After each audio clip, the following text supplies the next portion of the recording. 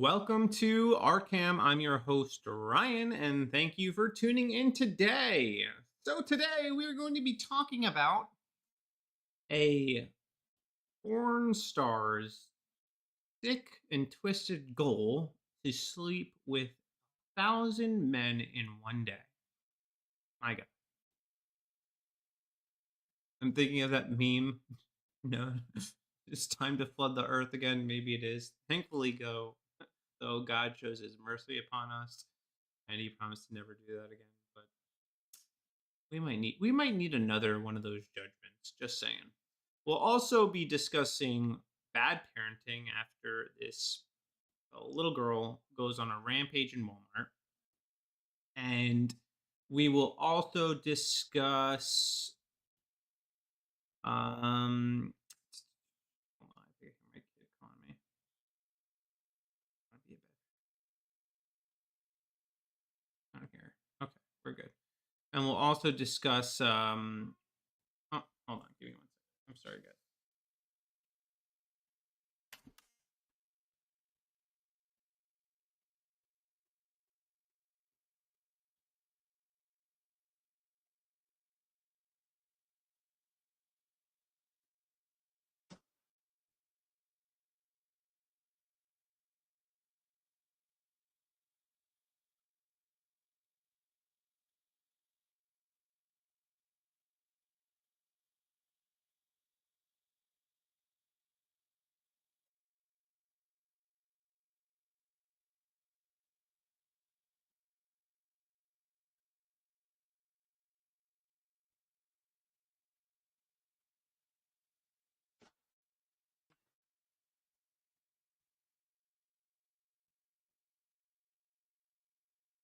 Sorry about that. Okie doke. All right, well, we got a lot of stories to cover today. I'm sorry about that. My kid, man, she heard a noise. I had to go investigate. Do what dads do. Um, okay. Let's see. All right, so let's just get into this story real quick. Let me get it pulled up.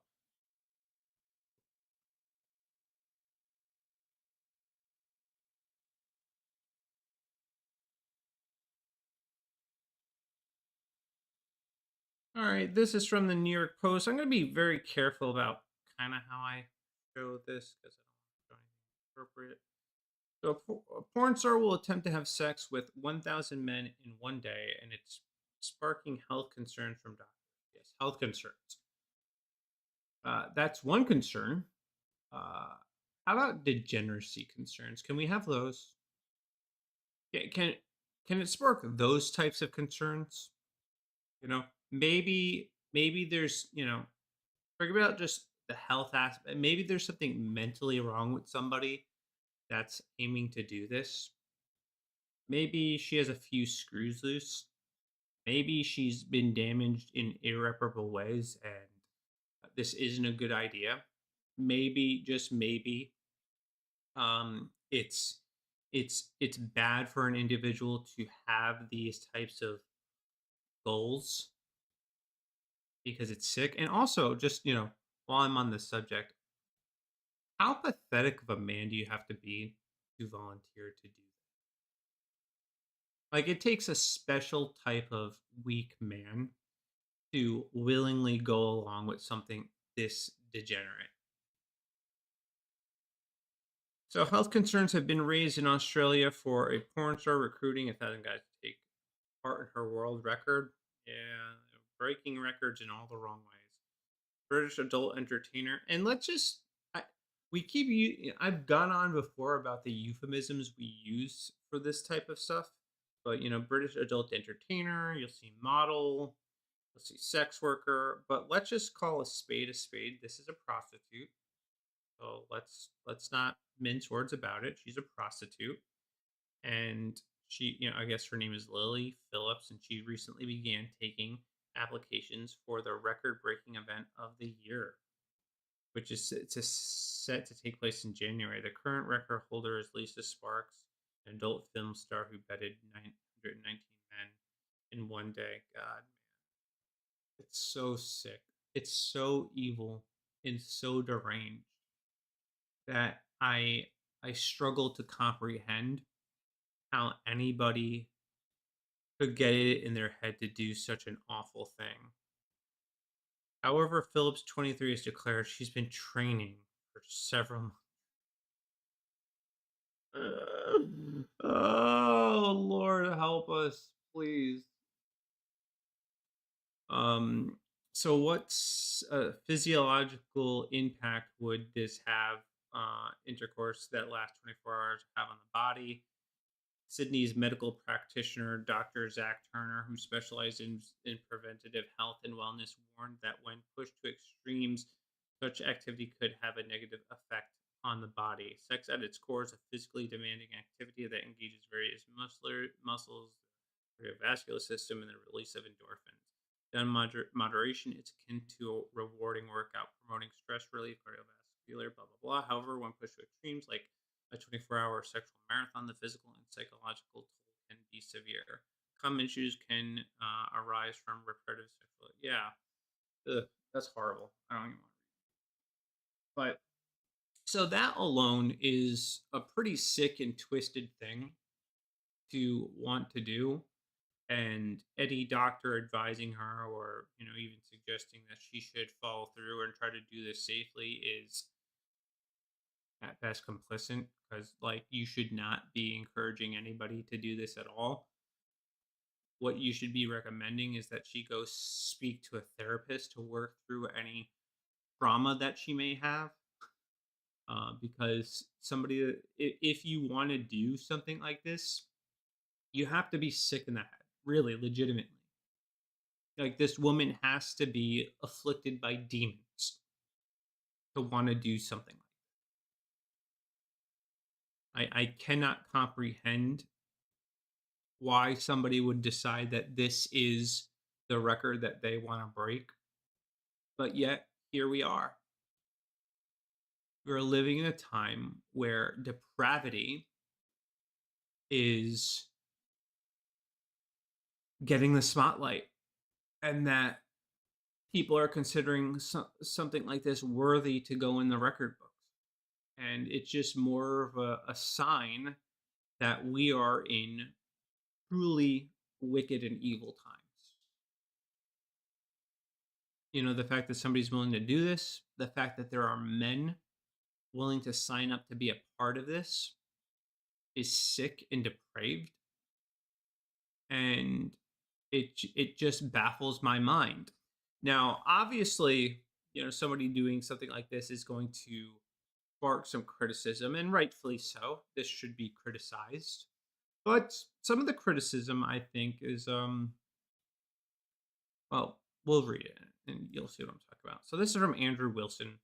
He is I would say part of the red pill community. I usually do agree with a lot of what he says, but he says here it's fine. She will be in a sewing circle Christian in a year, and none of this will matter anymore. She will be rich, and she will gain the admiration of thousands for turning away. So he is saying this to suggest that she's doing that, once she's done doing her sexual exploits, that she's going to use Christianity as a get out of jail free card to be a degenerate. And maybe that's true. But that's not what we should be hoping for. All right. We should actually hope, like, this is the type of individual that we should hope God gets a hold of prior to doing this. This woman is so damaged and so broken and so evil that we as Christians should be hoping that God radically changes her before this ever happens. And even after it happens, that God would get a hold of this woman, that God would cut through the darkness of her life and reach her in a profound way, that she does turn from it. I get the skepticism. I do. I understand it. I've been told that, there's a lot of women that will use Christianity as a get out of jail free pass to do absurd and wicked behavior. But if you actually understand the gospel, it doesn't actually work that way because you can't fake being a Christian to God. So let's just say she has her coming to Jesus moment after this all goes down. If it's hard for us to tell whether or not it'd be genuine, but if she did, it should be celebrated legitimately. If she legitimately turns from it, but it's very difficult for us to know because we don't know her heart. We don't know God. We don't know what God can do in and through her. And my prayer is that she does come to faith, and that's the exact thing that we should be hoping for, honestly. And I see men like Andrew and women like Pearl.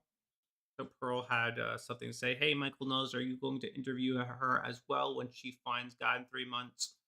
So they're being sarcastic and using this to kind of poke fun at the whole Nala Ray situation.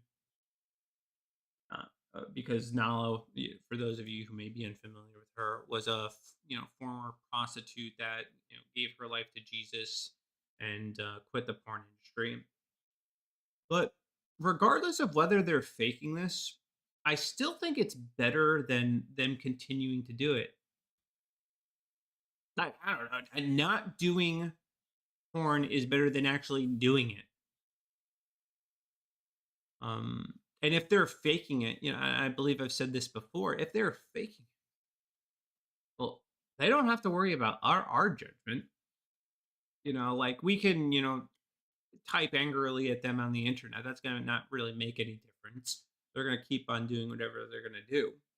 But they're gonna have to answer to God at judgment day. But you think they're gonna be able to pull the wool over God's eyes if they're faking something like this? No. God is not fooled.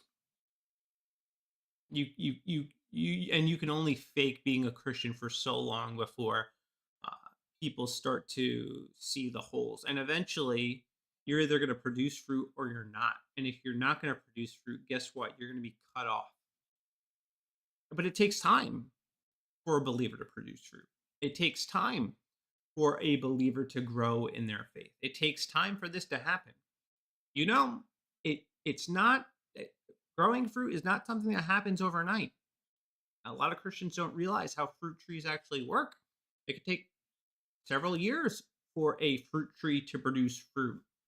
So we may not know in the very beginning if they're legitimate or not. That's why we need to let some time pass. I say celebrate this the salvation and pray and try to encourage them along the way. And over time, we will see the truth. We'll see if they are legitimate or not. We'll see if they're frauds or not. This goes for, if this woman has her coming to Jesus moment or any former prostitute claiming the name of Jesus. Now, I don't think that women like this or women like Nala should be held up as teachers at all. And that's a straw man that they keep making up. Like we're looking to these people for words of wisdom that we want them to unpack the scripture for us. No, nobody's actually doing that. See, they keep saying like stuff like that, like you're heaping up on her to be teachers. I actually think he says it something in here. He responds to somebody. So this guy writes, yeah, that's how Christianity works. If the angels sing and cheer when a sinner repents and turns away from their sin, why wouldn't the rest of us? Yes. Luke 18:9-14. To some who were confident of their own righteousness and looked down on everyone else, Jesus told this parable. Two men went up to the temple, one to pray, one a Pharisee and one a tax collector. The Pharisee stood by himself and prayed, God, I thank you that I am not like other people, robbers, evildoers, adulterers, even this tax collector. I fast twice a week and give a tenth of all I get. But the tax collector stood at a distance. He would not even look up to heaven, but he beat his breast and said, God, have mercy on me, a sinner. I tell you that this man, rather than the other, went home justified before God. For all those who exalt themselves will be humbled, and those who humble themselves will be exalted. And Andrew replies, but also we're supposed to be looking for this. Remember this part?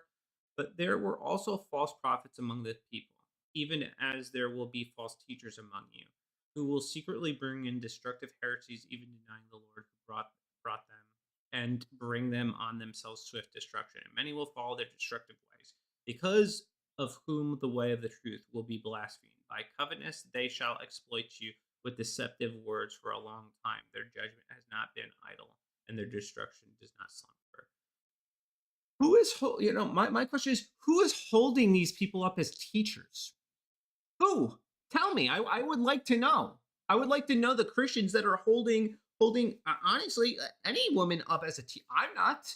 I don't regard women as teachers. I don't hold them up as teachers. I'm not looking at them to unpack the Bible for me, but I think there's a huge difference in sharing your story, sharing what God delivered you from, and teaching the Bible. All right. I think anybody is capable of saying, this is the incredible thing God did in my life. And anybody should be allowed to do that. They should be allowed to share their story. It's a good thing. And guess what? Jesus doesn't give time limits on how long we have to wait to do that. I don't know if you recall the story of the woman at the well, and Jesus encounters this woman at the well and basically tells her that she slept with a lot of men, and she's had many husbands. And she goes on to say that he told her everything she had ever done. And then she goes off and tells everybody about Jesus and what happened. She shares her story, she shares her testimony, and the result is that thousands of people come to faith because she shared her story. I think that's good. I think Christians should share their story. I think they should share what God delivered them from. And people can doubt it, people can question it. That's fine. But I do think it's a beautiful thing when God does save a sinner. And the hope is that sinners, who give their life to Jesus, start studying the Bible, start sitting under sound teachers, and start identifying sin in their lives and turning away from it. That's what we hope for. That's what repentance is. That's part of being a follower of Jesus Christ, is that you learn to identify sin. But that doesn't happen immediately all at once. That takes time. None of us who follow Christ were walking perfectly the moment that we started following Jesus. Also, we live in a different time where, unfortunately, we live in a very public time where a lot of our lives are on the internet. That's just the way of the world right now. This is the public square. So it's the most effective way to share information or share what God has done in our lives. It's easy for people to say, well, she should spend time in solitude, be quiet, and keep to herself. Yeah, sure. But we live in a different time period. And I don't think we should put limits or restrictions on how soon people can tell their testimony. All right, next thing I wanted to talk about. So there is this question that I've been seeing going around on Twitter or X that I wanted to address. So I saw this tweet, and it reads, if a husband tells his wife that he wants her to wear a red dress every day, is she to submit to his authority and obey? I've seen different variations of this, and some people even saying that if a husband is demanding his wife to wear the same thing every day, he's being abusive.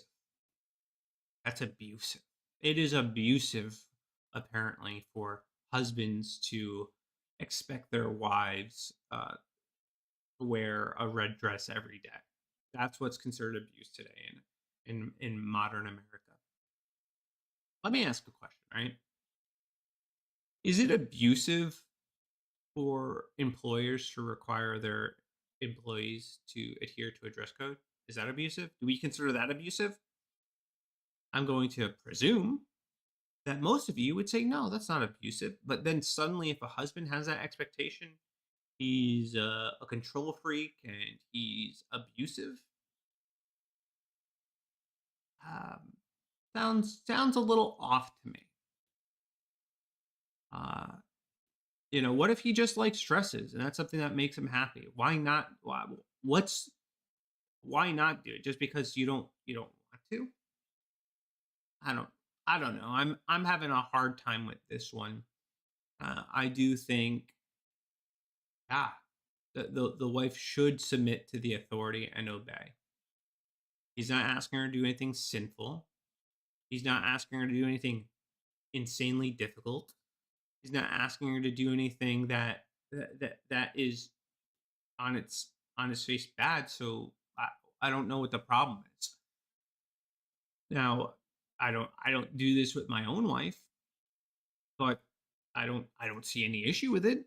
If I had expectations on how she should dress and I express them, I would expect my wife to listen, and I wouldn't be abusive because of it. It wouldn't be oppressive. It's radical to me too because for many many years, women husbands did expect their wives to dress certain ways. In many communities all over the world, there are expectations of how the wives are to dress. I grew up in a town where the Hasidic community was very popular. Guess what? All those women that were married to these Hasidic men were dressed in long dresses, even in the summer, their legs covered, very very modest. Were they being? Could I go to the police and say, "Officer, oh my God, I saw this woman. She's been wearing long clothes every day for the past week. Her husband's abusing her. It's clear as day. She wears the same thing basically every day. Abuse." No, no, it's not abusive. It's not oppressive. And a wife should submit to her husband. That's yeah, that's just the way it is. And in the same way, husbands should submit themselves to God, even if we think some of God's requests are unreasonable. Now, there have been things in the Bible that I don't quite get it.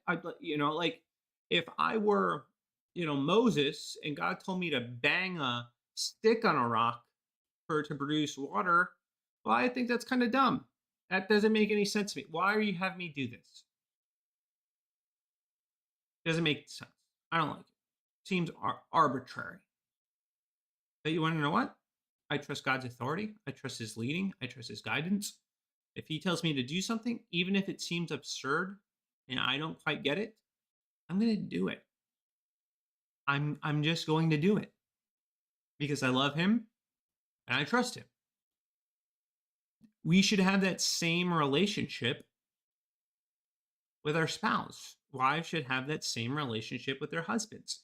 If he tells you to do something and it's not sinful, then you should just listen and do what he's telling you to do. But we have immediately this picture, man, of this domineering, mean, cruel husband. And it's already framed in a certain way that's negative. And some of the comments, man, I've seen from these women,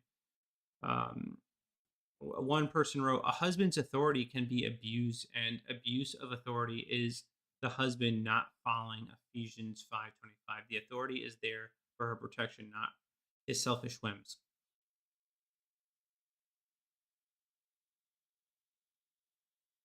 It's abusive for him to want his wife to dress a certain way. I'm not following. And I think too, this is where we start to see this term abuse get abused because everything's considered abuse now. You want your wife to dress a certain way, you're an abuser.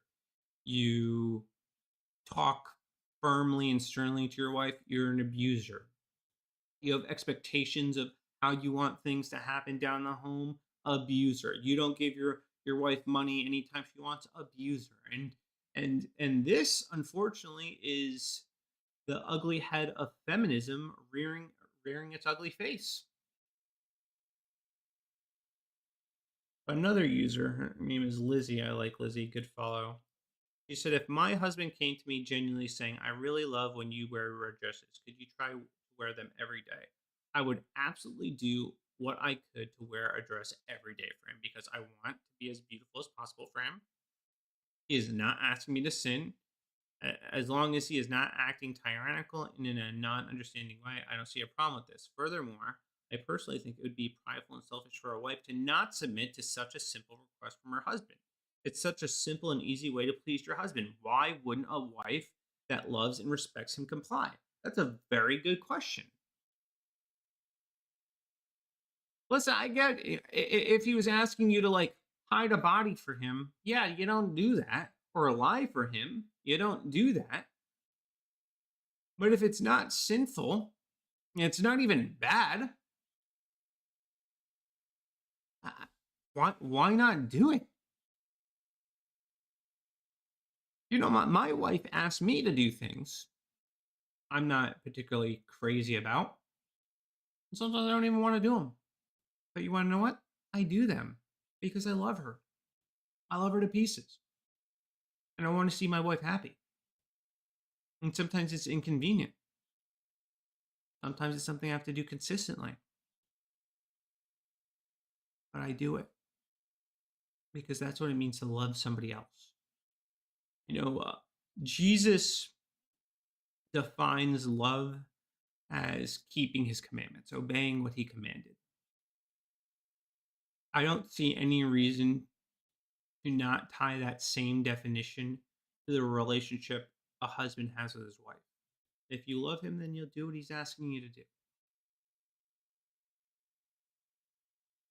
You know, and if he's and if he loves you, he's not going to ask you to do something where he doesn't have your best interest in mind, or he's trying to get you to sin in some sort of way, especially if he's a man of God.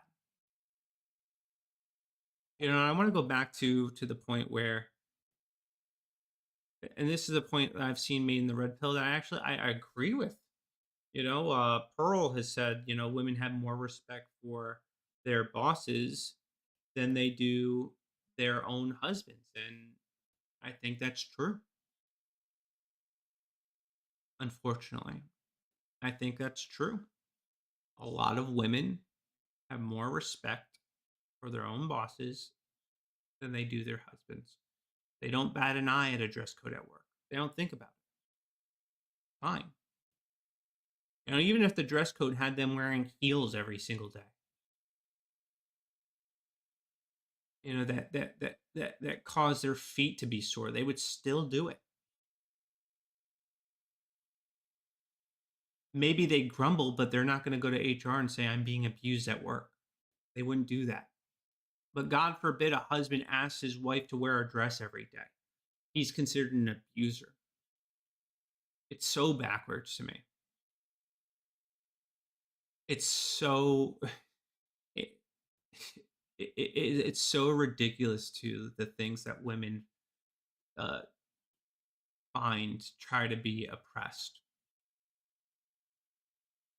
You know, and I think we are now people who live in a time where we have experienced such radical freedom that even the slightest inconveniences are considered oppressive. And I think that's a problem. Really.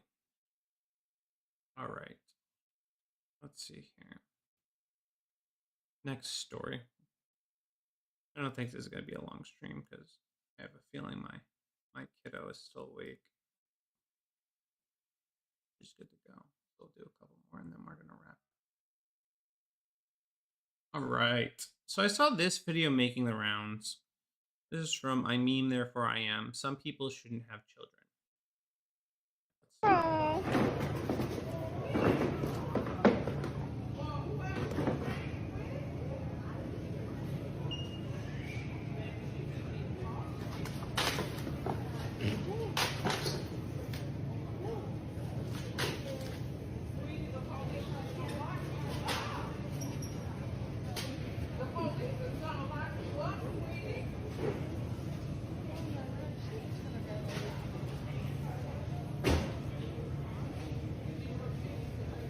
I gotta do that.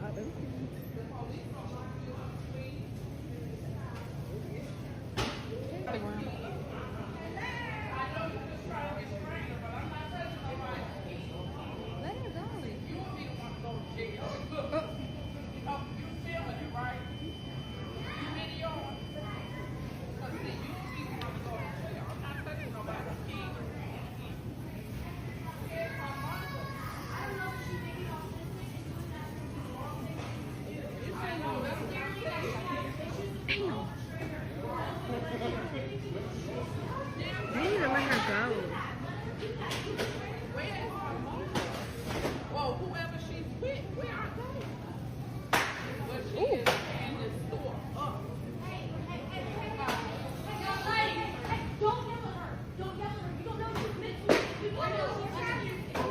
Don't yell at her. Don't yell at her. Give her space to destroy. Heaven forbid you try to stop this kid from destroying property. Nope. Let her do it. Don't touch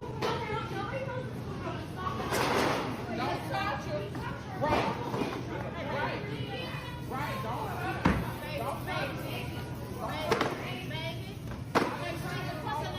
Don't report her. That doesn't matter. You don't know what she girl, you don't know what she's doing. Don't y'all do that to a little girl. Y'all don't know what she's supposed to be. Hey, calm down.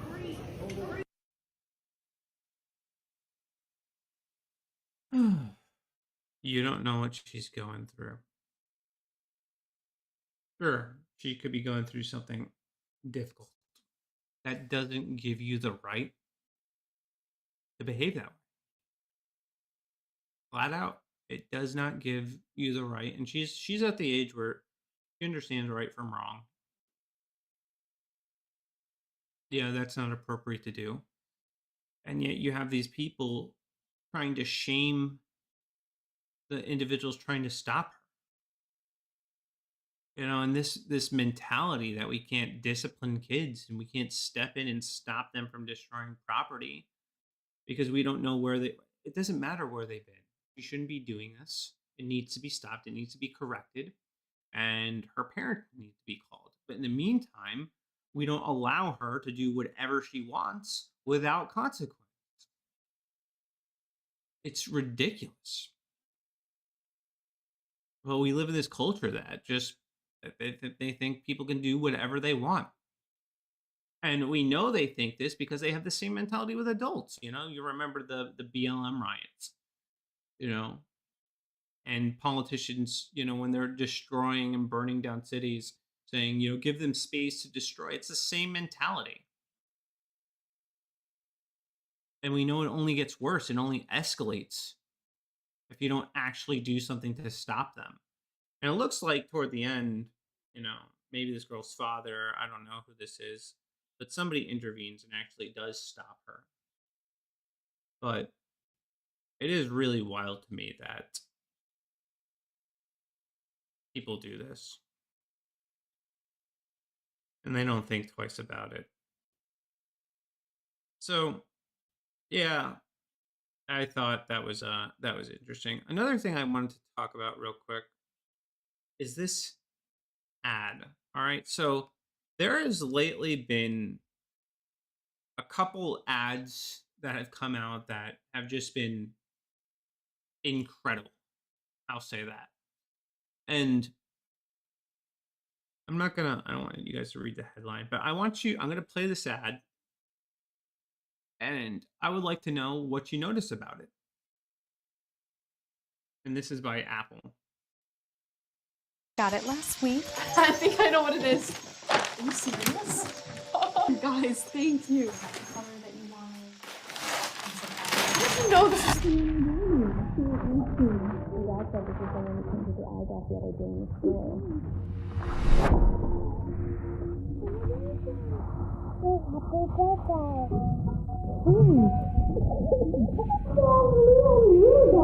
I got the moon!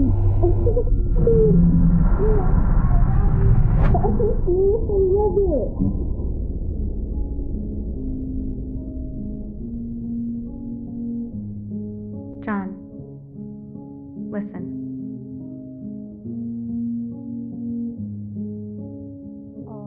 Light the fire. You place the flowers in the vase that you bought today. He's so excited. Here you go, Haley. Happy birthday. Look at the picture of me and you, Daddy. Look at the moon. Daddy, take a I am a robot. What is that? See ya. Everything is easy 'cause of I love you, Papa. you.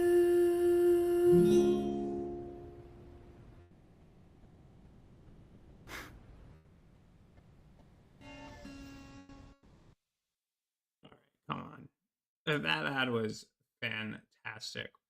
And it did this radical thing where it featured a white and normal family, like the nuclear family, which I think is incredible and is a sign maybe that things are going to start turning around because that was a very pro family ad and pro parenting ad, and it was done really, really well. It's this Benny Johnson writes, "I'm stunned. Apple just released the single greatest pro parenting ad in the history of American advertising. The pro family cultural revolution is here." Yeah, I think he's right. This is the second ad too in past 2 weeks that I thought did a phenomenal job being pro family. I mean, we did cover that other ad. I think it was by Volvo. Of the dad getting uh, I guess like having like flashes of his future baby. Now this car ultimately saves the mother's life, and he gets to grow up with his daughter. Very beautiful, very well done. We've seen a couple of these ads that are being well received. So hopefully they move away from the woke stuff and they start actually focusing on promoting the family, because we need more of that. We need more pro family ads. And I think this one was done remarkably well. So I guess I'm going to end it there. I wanted to cover more, but I'm going to go check on my kiddo, make sure everything is good. And, yeah, I gotta handle business. But anyway, I appreciate you guys. If you like this content, please like, share, subscribe, do all the things. I appreciate it. I'll be back tomorrow, and have a blessed